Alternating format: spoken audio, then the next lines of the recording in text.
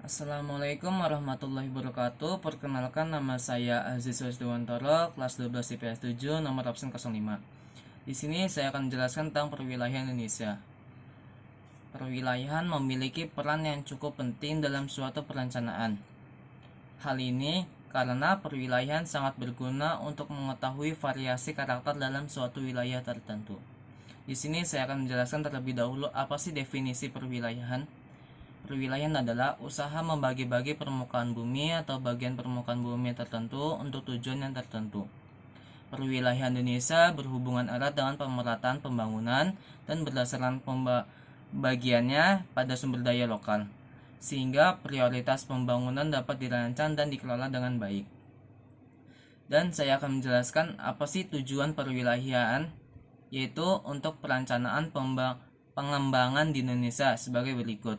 1. Meratakan pembangunan untuk menghindari adanya pemusatan kegiatan pembangunan yang berlebihan di suatu daerah tertentu.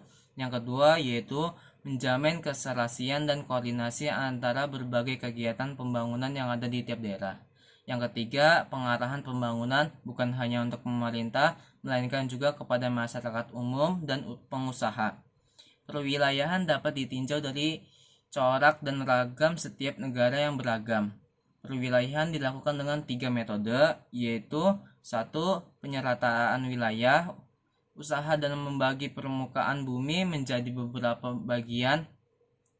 Hal tersebut dilakukan dengan cara mengubah atau menghilangkan faktor-faktor tertentu yang dianggap tidak relevan.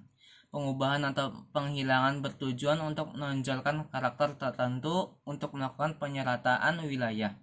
Yang kedua yaitu delimitasi. Penyerataan wilayah delimitasi dilakukan dengan dua cara, yaitu delimitasi kualitatif, merupakan cara penentuan batas terluar suatu wilayah berdasarkan kenampakan yang dominan pada suatu tempat.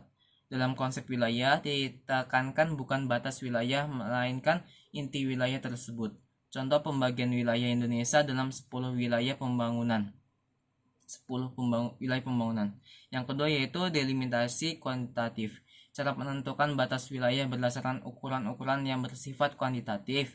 Ukuran tersebut diambil dari data yang terkumpul kemudian digambarkan ke dalam peta sehingga memberikan gambaran persebaran data tersebut secara keruangan. Yang ketiga yaitu klasifikasi wilayah.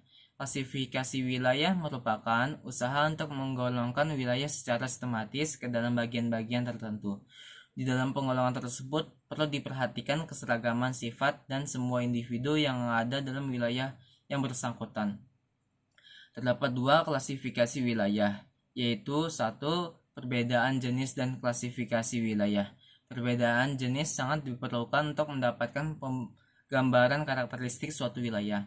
Yang kedua yaitu perbedaan tingkat dan klasifikasi wilayah.